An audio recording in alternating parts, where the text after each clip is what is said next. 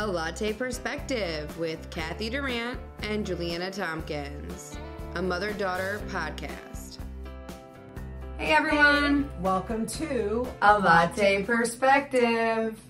Okay, so we have been going over this a lot lately, and we haven't been excited about doing this, which is why you haven't seen us consistently, and that is because the reason why I believe is because I took classes this past year on the proper way to do a podcast.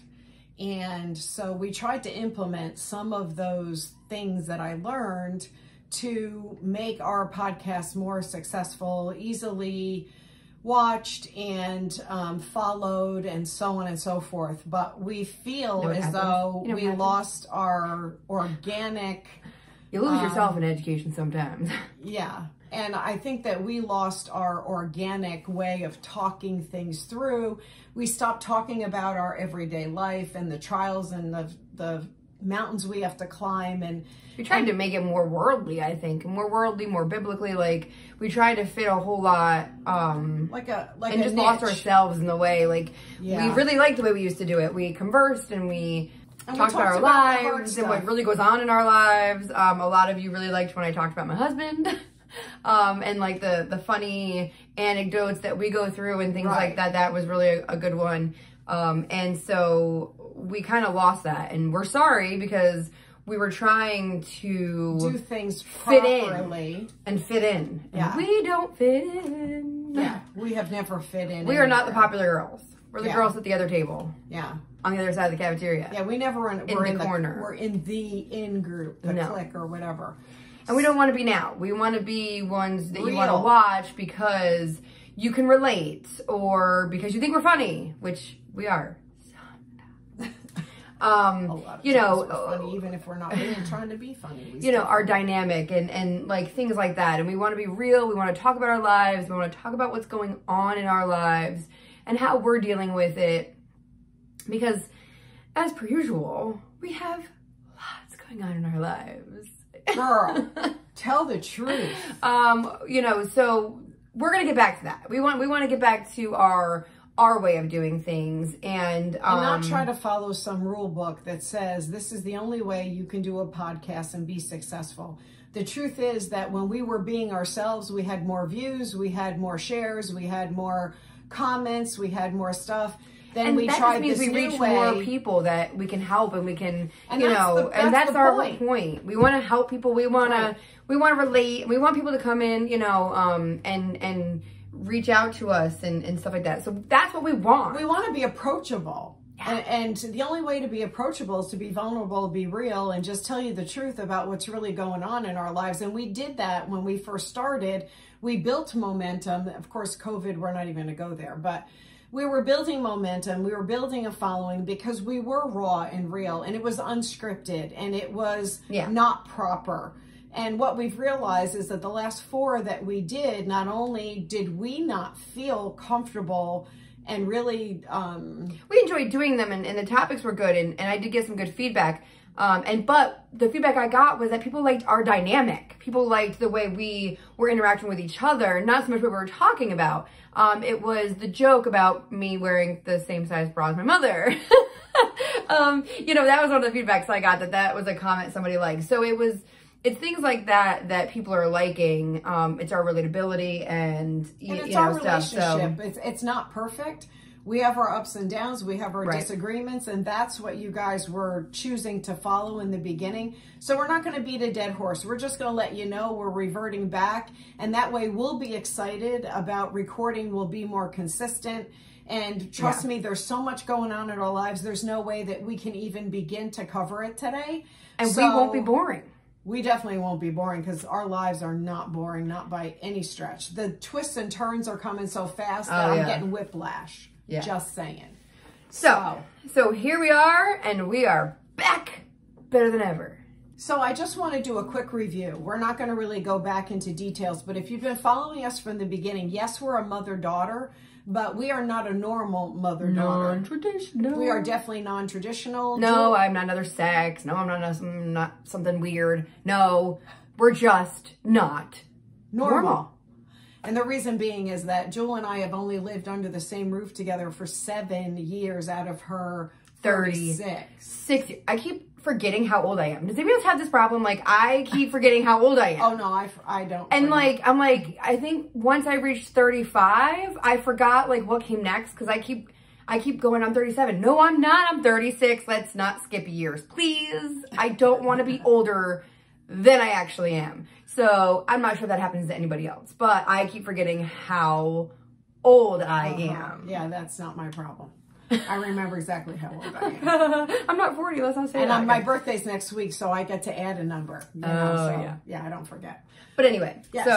So during this journey, Jewel moved closer, like 11 miles away 2 years ago in July. Actually, this weekend. This weekend, 2 years ago, she moved closer within 11 miles.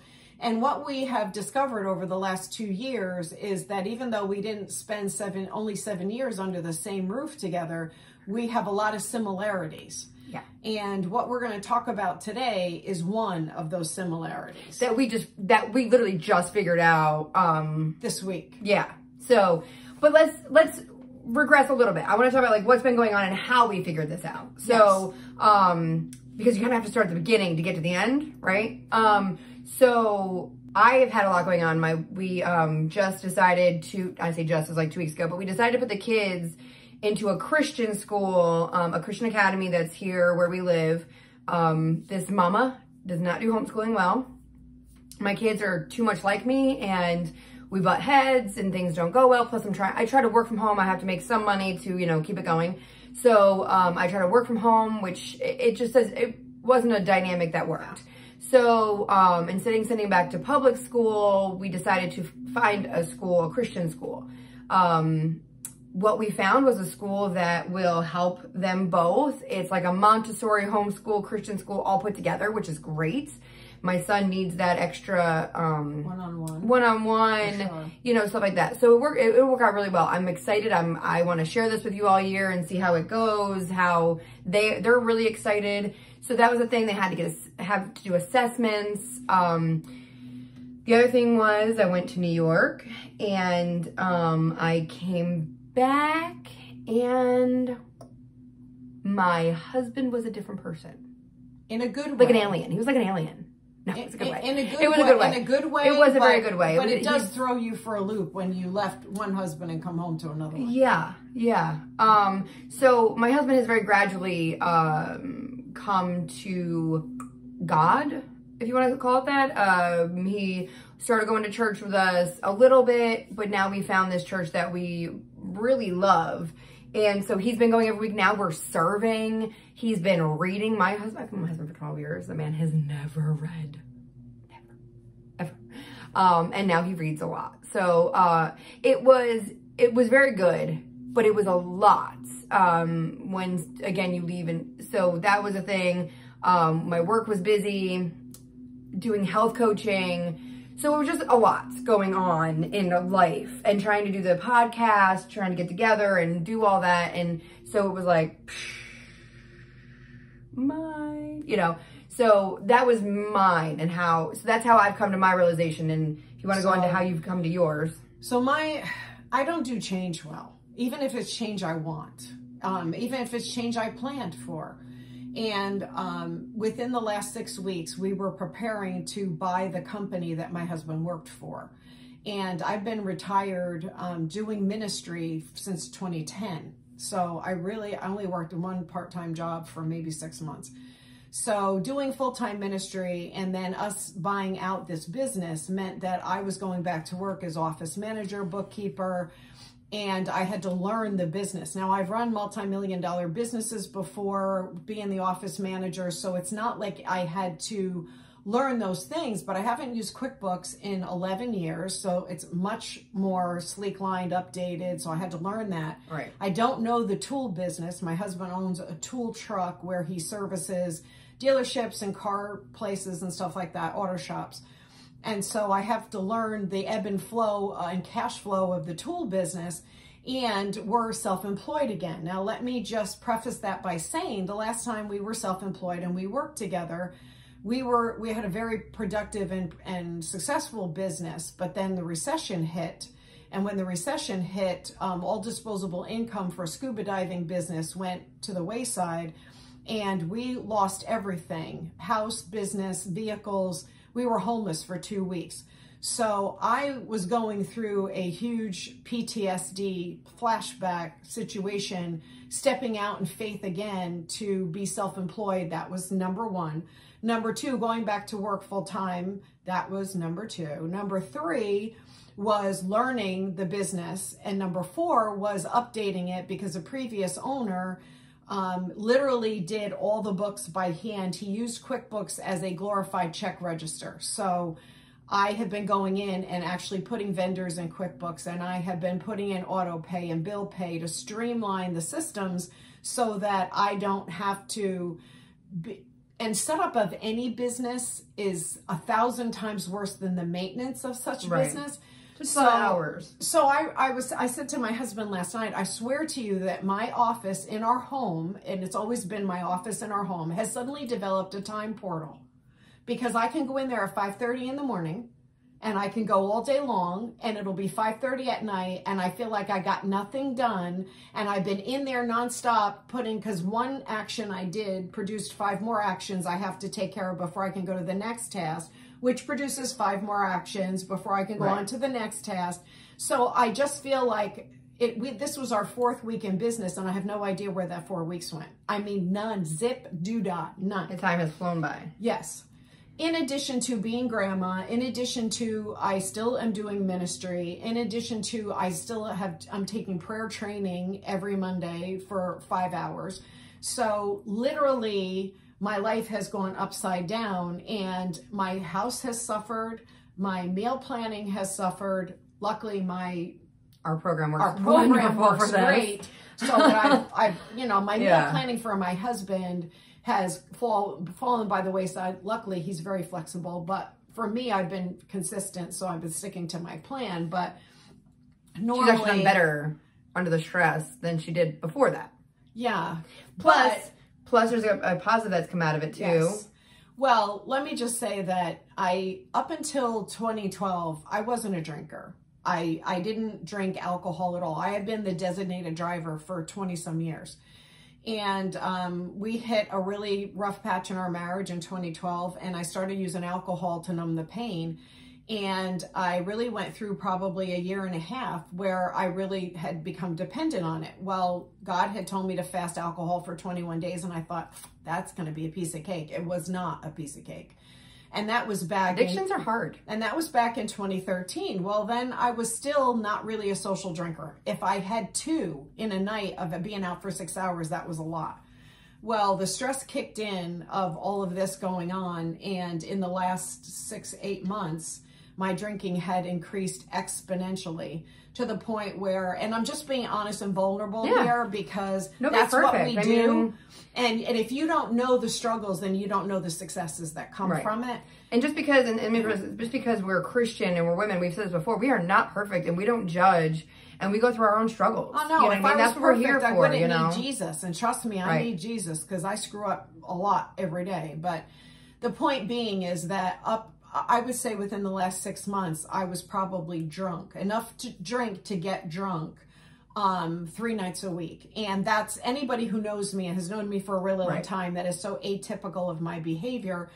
That being said, I was justifying my drinking because I have a bar ministry. And what that means is I go into the bar and I have relationships with women, and I pray for men and women in the bar. And I've had some women leave the bar, not leave the bar, but almost every time I've been there is like somebody leaves there crying. Well, it's because God talks to them. And it's funny because Bobby and I look at each other and go, here she goes. They're going to cry. And not 2 seconds later, they're bawling their eyes out. So I don't make people cry. What ends up happening is that God uses me to speak to them about something only God would know, and that makes them cry. So it's not me. But I was justifying my drinking, saying, well, and this had happened, I had gone into the bar drinking water and nobody would talk to me, because it was like they knew we were Christians. They figured I'm not drinking because I'm holier than thou, so they wouldn't talk to me. As soon as I started ordering a alcoholic drink, then women started talking to me, guys started talking to me, and that's when I started this prayer ministry. So I was justifying my drinking with, how can I relate to these people if I'm not drinking? Well, I had a come to Jesus moment that when I was watching Brinley while we were camping, and I was drinking by myself while everybody else was at the pool, and that was not okay. It was not okay for me to be watching my granddaughter and I was drinking. And by the time we had gone through dinner, they thought I'd only had 2. I was already on number 6 and had no idea. That's the first time I heard that. Yeah, she had no idea. She had no idea. That's and then the first time I've heard that. So, and this is the first time she's confessing of why she's quit drinking. I didn't know. No, this is why I had my confession time. Confession. Yeah, this is why I had my come to Jesus meeting at that time. But by the time we had dinner, I was on number 6, and then after dinner, I continued to drink, and then Tommy had opened up the American Honey, the honey whiskey, right? And we did shots, and then you have to understand that I may be drinking, but it still doesn't take much. That's why you went to bed early too. I was about to finish this. Oh, I'm sorry. Okay. Again, this is the first time I'm hearing it, so like it's like realization. I had no idea. I mean, she went to bed early. I was like, why is she going to bed? Bobby put her to bed. I thought he was going too. I was like, it's early, but we're camping, and I thought he was going, and then he comes back out, and only she went to bed. Well, the baby had been up late the night before. Right. Till after midnight. We were up early, and then she refused to take a nap. She wouldn't go to sleep. So I didn't get to sleep a nap because she didn't go to sleep. So that's when the whole drinking, eating chocolate out of the refrigerator because I was confessions. Because I was self-sabotaging, but I was comforting myself with the fact that, you know, everybody else is at the pool and I've opted to be with the baby because I needed sleep. Now she's not sleeping. No, she did sleep though. No, she did sleep. She slept a little bit. She slept, but I didn't get to sleep. Right, you didn't sleep. Yeah, she slept a little bit, right. Anyway. She may have slept an hour, but not. Yeah. Okay, Anyway, so by 10 o'clock, and it was only 10 o'clock, I knew that I could tell that not only was I over the line, but I didn't think I could get into the motorhome by myself. I leaned over and I whispered to my husband, I need you to put me to bed, but I don't need you to come back out here and talk about me how I'm drunk. I've been drinking all afternoon. His eyes got big as saucers. Yeah, because nobody knew. I was like, nobody knew. I was like, I've been drinking all afternoon. I'm drunk off my butt. I need you to put me to bed, and I don't need you to make a spectacle of it, and I don't need you to embarrass me, and I don't need you to talk about me after you put me to bed, that's why I went to bed. I'm just exhausted. And he did. He stood up with me. He walked behind me to block the view between the bonfire and the kids, walked me to the cooler to get me water. So because I said to him, I need water to take my medication to go to sleep. Although at that point, I probably didn't need anything to go to sleep. But, but acid reflux at the very least from drinking alcohol. And so he took me in and I had to hold on to the bed. He had to help me get dressed, undressed and redressed for bed. And then he put me to bed. And then I just thought she was tired. I didn't realize all this was going on. And then I passed out. So this was Saturday night. When I got up Sunday morning, I was like, that's really bad. I will never do that again. I will never get drunk again. I will never drink again. That Sunday after family dinner, we had to go down to drop something off at the stump. And I got drunk again. And I remember you, yeah. And I got drunk again. And I went to my prayer training that morning and they were like, does anybody need prayer? And I was going to ask for something like, well, we're transitioning to buy this business. I'm under a lot of stress. God got a hold of me and he was like, no, you're going to tell them the truth. You have a drinking problem. And so I'm in this group and there's 40 women, but they subdivide into like groups of 6. And I happen to be picked because they count people off. Right. God made it so that these women with me, 3 of them were prayer warriors like I've never met. I think I'm a prayer warrior. These women knock my socks off. And so when I confess that this is what I want prayer for, that I need to be delivered from alcohol because I've tried to do it by myself. I said I'm not doing it anymore and I just can't beat this thing. The one lady said, you're not going to like me very much because I'm actually going to pray that you're never going to want another drink again in your entire life. And I was like, please. I'm okay with that. I was like, please, yes, please do it. So they laid hands on me and they prayed. And I left that prayer meeting. Tomorrow will be Monday. So in 2 days, it'll be 7 weeks. I haven't had a drink. I have alcohol in my house. At any time, I can drink. I have not wanted one. It's in the refrigerator. I open it up, and normally it's like, oh, when is it? When's 5 o'clock? When's it 5 o'clock? Literally, when is it okay for me to drink and it not be like abnormal? It's in the refrigerator. I don't want it. I've been in the bar 3 nights a week ministering with club soda because I used to drink Tito's and club soda. So they think you're drinking. So they think I'm drinking. I'm not drinking. I'm drinking club soda. But I've been in the bar 3 nights a week. I'm still ministering to people. I don't want it. I'm not tempted by it. And thank you, Jesus. I've been delivered from it. But God told me, he said, yes, you've been delivered as long as you don't open the door again for it to come in. Because if you think about it, alcohol, they're called spirits. Right. That's what they call alcohol, spirits. You want some spirits. Well, there's a spirit attached to alcohol that's an addiction. Right. So he said to me, as long as you don't open the door again. So glad I don't have that spirit. So I literally went, and I'm just being transparent here. I literally went to God and I was like, does that mean that I can't have another drink the rest of my life? Because if it is, I'm okay with that, but I need to know now. Like, I need to know that it's opening the door, having a drop of alcohol, right? Correct. Right. Like, so does that mean that if I go and I have one drink, is that opening the door? Because socially, if like we went out to dinner last night and they had I like martinis, the fruity martinis, or a chocolate martini. My God, they're so good. But anyway, so they had this martini special, and I was looking at it, and Bob looked at me because he knows I haven't had a drink in 7 weeks. And I had told him that I wasn't drinking it anymore. And he just kind of scoffed at me. He's like, yeah, okay. Like he didn't believe, because I've said this before, but I just didn't quit. And I looked at the menu, and there was probably a 3-second thing where like, that would taste really good. And then I was like, no, I'm good. And because God hasn't told me whether or not if I have another drink, that it's going to open the door. And I'm not taking that chance because I know how I feel now versus how I felt then. So much clearer. It's not just the clearer. It's the demon off my shoulder that said every time I opened up the refrigerator, is it time to drink yet? Like ice cream. Yeah. Can I have the spirit of ice cream taken off of me? So in this stressful time of this transition, I've been able to be clear-headed. I'm not hungover. I'm not thinking about alcohol. I don't have time to think about alcohol with everything going on.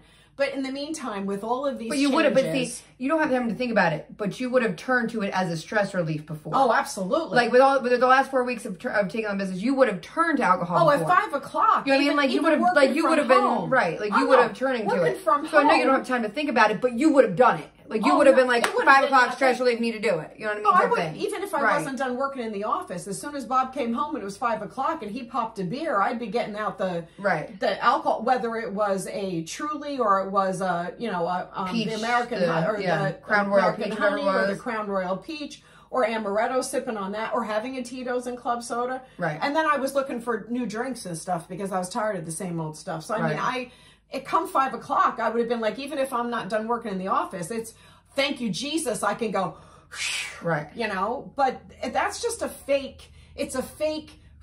Right. The true God is 10 times better. Yeah, totally different. And totally different. But just basically saying that I would have used that as a coping thing. And now, so through this process of this stress that she's going through, stress I'm going through. And my way of dealing with it, instead of like powering through and you know, doing more, I do less. I will sit on the couch and I will watch TV because I feel like my mind goes so much that I need something that just like makes me not think of anything because I need to decompress. Like I need to like I felt like that is a way to kind of escape. And I think that's always been my life, you know, has always been my way. I feel like as a kid, you know, I would come home from school and I would sit and watch TV because I couldn't do anything. You know, I wasn't allowed out of the house because I was home alone. And, you know, so I would just sit down and watch TV. And so it became my way of kind of escaping and decompressing. I mean, I used to watch Dawson's Creek and, you know, whatever was on at the time where I'd come home in time for General Hospital, you know. Come on, y'all. General Hospital. So, you know, it became my way of decompressing. And as an adult, that's still my way of decompressing. So we started talking about the fact that we're both going through stressful, you know, things. Because the whole, actually, the conversation we had was because she was asked, what was for dinner, like, or what were they doing? She was doing like the next day for dinner. It was like, you know, dinner had already happened, or she'd already had dinner, you know, but what was for tomorrow. And she was like, I can't even think about tomorrow because like, you know, like she was so stressed, she couldn't even function to think about tomorrow. And I got to thinking, why? Like, what is it about us, the two of us, that, because I thought to myself, like, I'm the same way. Like, if I've got too much in my, I can't go to the next. One more thing. You can't do it. You can't. So I'm thinking, like, why? Like, why are we having that problem? Why are we having a problem where we're so stressed out that we can't even function? And because and I know, I mean, like, you see people on social media, so you think they're perfect, and you think, but it's like, even my company that I'm working for, they're having a convention, and it's like, the way is the obstacle and getting through the obstacles and this and that. And I'm like, how do I do it? Because I get the obstacle, hit the wall, and I bounce back, like, and I'm back 10 feet. Instead of crashing through it, I'm bouncing back. And I need to figure out how to, you know, so we figured out in this whole process that we are very similar, because we can't seem to function any further than what's right in front of us. We can't see the what's beyond. You know, again, one of my company's things is, you know, act in the now for the future. But it's like, I can't even act in the now because I don't know the future, and I can't figure out the future, and you know, so I get all like in my head about it. So it's hard for me to live by what they say with the future, because I have a hard time. Like I'm not, when I'm in a job, when I'm in a job and I go to a job, if my steps of my job they're planned out, they're organized, I know what I'm going to be doing in the future because it's all planned out. So it's easy for me to go to a job and excel at it, because I'm really good at organizing when I'm like that. I'm really good at being structured. I'm really good at, you know, planning and being the best, and I want to be the best, and give me a goal, and I'm gonna go past that goal because that's who I am in a job. But when it comes to being home, I have not figured out, I think because home was always where I didn't have to do that. Like, it was easy to do it in a job, but then I came home and it was my stress. I just sat down. I didn't have to think about it. I was good. Well, now my whole life has become, I'm always home. So even though I have a job at home that I can be on my computer and I do from home, and the health coaching, they're home. I have not figured out how to separate the two. And when I get stressed, I just backtrack. And so, like, this is I will tell you, it's a learning process, and I am determined now. I have come to the realization that I can't, because I'm like, why am I not more successful, or this, and I mean, I don't want to say it like that, because success is not determined by anything, but for me, you know, personally. And I know it's because I get to that wall and I bounce back, and instead of pushing through it, I bounce back, and I need to stop bouncing back. I need to push through it. I need to learn how to function stressful, although I'm losing my hair from the stress, so, you know, it's cool. Cool. We're gonna get through that one too. But I need to learn how to function through it and get past it. You know, one thing, short story here, my kids were in the car the other day, and because they're going to the Christian school, and they're more about, again, who's done what, blah, blah, blah. You know, it's always like, well, who was married to who, and now it's who's done what.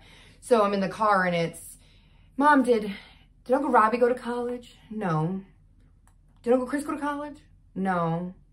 Did Daddy go to college? No. Did Pop go to college? No. Just Mommy. Well, Mommy, like, and I'm like, my brothers have their own businesses. They didn't go to college. Pop has his own business. He didn't go to college. Daddy works, makes good money, didn't go to college. What's Mommy do? Has a lot of student debt. Like, you know what I mean? But so you're talking about an 8, 9-year-old's perspective. Yes. No. Like, I mean, they didn't say student debt. I'm saying that. You know what I mean? But what I said to them was, Mommy chose, and this was what, you know, this is how I chose not to put my kids in daycare. My kids have never been in daycare. So you know, and I shouldn't say that. Wyatt was in daycare from 6 weeks to 10 months when our babysitter left, and then be honest, I don't even know what happened after that. But then I got pregnant for Faith and lost the job anyway and was home with her for 2.5 years. So they've never really been in daycare. And Brinley's never been in daycare. So in reality, I've not been unsuccessful or, you know, whatever. Right. I just chose to not put my kids in daycare. You know what I mean? And I did, before I had Brinley, I was the bar manager at Buffalo, and then I went to the school to be a lunch manager. And, you know, so I've had successful jobs. I've just chosen at certain points to stay home with my children. And that was my choice. And in retrospect, am I unsuccessful because of it? No, I just am choosing. And what that did for me also is that I figured out I didn't want to be in the jobs I was doing anyway. And helping people and doing things like this and my health coaching, that is where my heart is at, and that is what I'm enjoying doing. So, and again, it's just, but being stressed of everything and I just need to learn how to push through. And that is where I'm going. That's my new journey. That is so you're going to see me be a totally different person, I swear.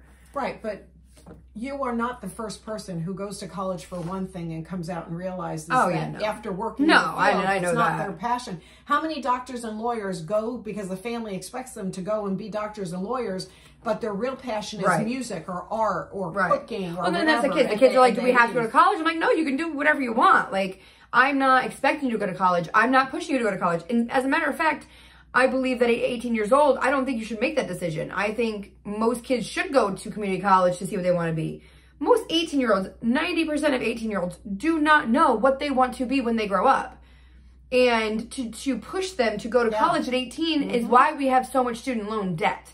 Because those kids come out and go, because they had the dream of being an English major who's gonna, I don't even know, do what, you know what I mean? That it's hard to be a book writer. It's hard to be a journalist. It's hard to be, you know, certain things. Exactly. And I use that as just one example. But now they're stuck with all this debt. And, you know, what do? At 18 years old, you just, you know, it's hard to figure out at 18 years old what you're going to be when you grow up. Unless it's something that you've known your whole life. And that's unusual. Very, very unusual. So I know that, I mean, I sit on the couch and I watch TV to do my escaping of, you know, my stress. What is it you do? I take naps. When I've reached maximum saturation and I can't cope anymore, this fatigue comes over me so intense that I literally can't keep my eyes open. And I'll come up and I'll take, sometimes it's only an hour, sometimes it's 2 hours. I'll wake up and it's like I've gotten a recharge on my battery. But that 2 hours, the problem with the hour or the 2 hours is that I was supposed to be working. Right. So now comes 5 o'clock and I want to be done at 5 o'clock and I can't be done at 5 o'clock because I took an hour or 2 hours off. So now I'm working until 6 or 7 o'clock because there's still 8 hours of work to be done in a day. And that's because I choose not to work 10. Right now, I could work 10 hours a day. Okay, well, here's my question though. Have you always been that way? No. Well, or is it like as you gotten older, but like has it always been that way? Like I know mine's probably been since I was a kid because that's what I did, but I mean, no, when I was younger like you, or even like say 2 years ago, I would watch TV. Yeah. It's a mindless activity. Right. I can get lost in a movie. I can get lost in a food show. I can watch, you know, them cooking and I cook very well. My husband's stomach can be proof of that. Yeah. That, you know, I love cooking. And I have to be honest and tell you that cooking is a part of that therapy. Right. Because I'm watching TV to get ideas and I can go in the kitchen, use my hands, and I can make food, and that's therapy for me. I take ingredients that are nothing, make them into something. I could do that. Like, I don't so it's well. You know, it helps me cope, but no, before I took naps, I would sit just like you and just watch. I can't think, just I have to escape. So it's a new thing. I would read. Right. So it was either I would get into a book and I wouldn't leave the couch and I would just literally read for 6 hours because I couldn't cope with anything out here. It's just too much. It's almost like it's escaping into the mind and not dealing with the outside world. I mean, come on, ladies. We can't be the only ones that are going through this and do it this way. And shut down. We want to hear about it for sure. Like, please write to us. Let us know. Comment, whatever. Email us. However you want to get a hold of us. Right. But we want to know how you cope and how you deal with stress and things like that. And let me continue to repeat this throughout this podcast. Just because we're Christians and follow Jesus, we haven't reached heaven yet. We're not perfect. Right. And we still have struggles. The Bible says that we're going to have trials and tribulations in this world, but rejoice because Jesus has overcome the world. Well, there is a way for us to press into God to get the answers we need. But right now, we're just being transparent with you that we are far from perfect. And this is what our struggles are. And we realize now that we have this in common. So now we're going to try to explore ways of us to deal with stop shutting down and push through to the resolution that we need, because the problem with shutting down is we're not making any progress. We're not making any progress. And that's what I mean. Like, I'm not, that's how I feel in life. I'm not making any progress. There's no progress. So we're going to just very, like, you know, throughout our time on podcasting, we will update and see like how we're doing. Cause she was like, how are you gonna, I have no idea how I'm going to get past it. What I'm going to do, I mean, I want to say short term, but like, watching my convention for my job, I am going to press into my health coaching and helping other people, because I feel like helping others will help me. And so, and I have been watching my clients and people and change their lives, and it's changing mine. And I know that I'm getting there. And I know that what also stops me, we were talking about this morning during our coffee, is fear. And that's a whole nother topic we can get into. But, so here's how I'm going to push through fear. That is what I'm going to do. Push through the fear. But let's be specific. You don't want to hear me fear of disappointment. Yes, that's what I was saying. Okay, so there's fear of all kinds. But what the two of us are struggling right now with is fear of disappointment. That's part of like why we do what we do. Disappointment in ourselves, disappointment in the circumstances, disappointment in others. Yeah. Well, it's not in others, disappointing others. Right. Not in others, in others, but disappointing others. For you, it's disappointing others. For me, it's disappointment in the result. Like, I've gotten my hopes up about stuff before, and it's been a false start. So I'm trying to push through the feeling of disappointment, meaning, is this another false start? Is this what I'm doing just, you know, is this going to last? Is this the one that's going to go the distance and not be a false start? Right. So the reason I shut down is mainly because I have a thing about failure and disappointing other people, which stems from disappointing your parents as a kid. It's a whole like thing. I mean, well, there's roots to it. Yeah. And unfortunately, fear or disappointment, any of these things have roots to them. Was that you think they're surface? Like it's like, oh, it's a surface thing. Like this is what we do. We just shut down. It's how we. No. It's like a whole boom, boom, boom, boom roots. You know, and the problem with only dealing with boom, boom, boom, is that the root is still there, and it's going to come up again, looking different, but the same thing. Right. So what we're going to the root of the get to the root of the problem. Oh, there's the reason for that saying. Get to the root of the problem. And you just got that. I just got it, but it's like, oh, you can put two and two together. Get to the root of the problem. Yes. Sorry. So what we're going to be doing over the next couple of weeks is we're not only going to be exploring how we get to the root of this problem of shutting down, but we're also going to delve into the other challenges because there's been this is one that we've dealt with and recognized that we have an issue with today. But what we've known and talked about over the last 6 weeks is that there is a bunch of things that we need to get to the root of the problem so that we can push through. And so we're going to be talking about that. We're going to be talking about fun stuff. I mean, we're going to go camping next weekend. So we'll be catching you up on that. Oh, and I just have to tell this because... Oh, gosh, what? No. The baby is just so cute. Brinley is... She FimSuit. Oh, FimSuit, yeah. Go get your FimSuit. So, so funny, yes. And because we're going swimming. She's extremely smart. She's 2. She's talking in almost sentences. And we were at the grocery store yesterday after I left here and stuff, and she's in the cart, and she's talking, and the lady behind her, she's like, how old is she? And I'm like, she's 2. She goes, and you can hold a conversation? I'm like, yeah. And so last night we were sitting, and Tommy was on the couch and whatever, and she's down on the floor, and she says something, but it's like a 3 to 4 word sentence. It was like, yeah, I did it, or yeah, someone or none. And I'm like, she's 2, but you can hold a conversation. I've never seen a 2-year-old where I'll go, look at me, focus. Cause she was freaking out because the kids were changing the channel. She wanted to watch Fireman Sam. So I'm like, it's the kids' turn. No, me turn. And I'm like, no. So I was like, look at me. the kids are going to put on a movie and then it's your turn. Okay.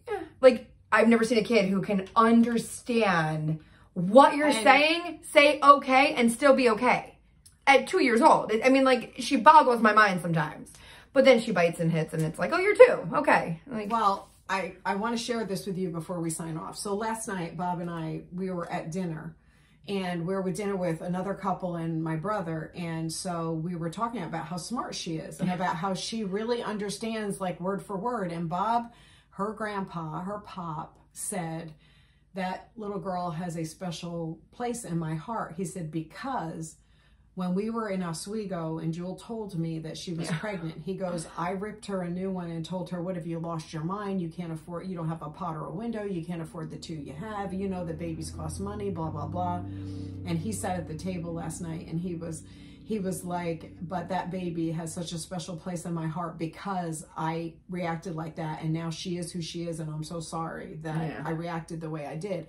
But I mean, it's like weird. It's like, I mean, I know everybody says this. And it's like they've always been there. Like, it's weird. You know what I mean? How do you can't imagine life without? No, but you look at her and it's like, without her. I don't know what we've done without you because you're so funny and you're so smart. And not the other two are. I mean, the other two are. They're smart too. They're smart. I mean, and they're funny and they have their own personalities. But she's just got this. And this way is about the part. her. This is the one that gets me in this last week. So, Brinley, put your shoes on. Yeah, I did. Oh, yeah. I said, Brinley, or if you say she argues. She argues. So if I say to her, Brinley, did you pick up your toys? Yeah, I did. I said, well, what's that toy there? Yeah, I did. Yeah, I did. Yeah. Yeah, I did. Yeah, I did. Or yeah, it is. Yeah, it is. Or no, it's not. Like you go, no, it's not. Yeah, yes, it is, Brinley. No, it's not. Or you say, no, it's not. Yeah, it is. Yeah, and she's forceful. And she gets this, yeah, it is. Like, like this whole like thing about her. And I'm like, okay. Like she gets faces. And then when she does it, this was the funniest part about it though. So then she does something and she doesn't really know it, but then you laugh and she goes, yeah. Like, it's the funniest thing because she doesn't know. And then you laugh and she gets this like big smile and she goes, ha, ha, like, and laughs about it. It's so funny. I'm like, oh, I can't with you. I look at her all the time, all day long. I'm like, I can't with you. So, if you want more sessions like this, raw and real and vulnerable and transparent, and if you want more funny stories about things that happen in our lives, then I'll start sharing about Tommy. He's got some funny Stay tuned. Keep sharing. Subscribe. Tell others about us. And not because we're trying to like be famous, but because we don't want to be famous. Please don't. Okay. Because basically we want to help as many women as possible because we can't be the only ones going through this stuff. And the other thing we discussed this morning is we won't always be made up either. You're going to see some of our podcasts where there's no makeup. There's we are a hot mess because we're going through a hot mess. That's Brinley's new thing. That's her new thing? I didn't hear her say that. Oh yeah, she'll be like, hot mess. I'm like, you a hot mess? Yeah, me a hot mess. Funniest thing. I'm like, okay, you're a hot mess. Okay. You know, but yeah, she's a hot mess. So anyway, if you want to see more hot mess, you want to listen to us talk, we want to hear from you guys. Please comment and write to us. We want to hear from you. We're going to start probably updating Instagram and Facebook and things like that more too. So please just join us. And I mean, even if it is 20 of you, 30 of you, we don't care. We're here to share our story and put us out there. So have a great week and we hope to see you next time. And so long from a latte perspective. See you next time.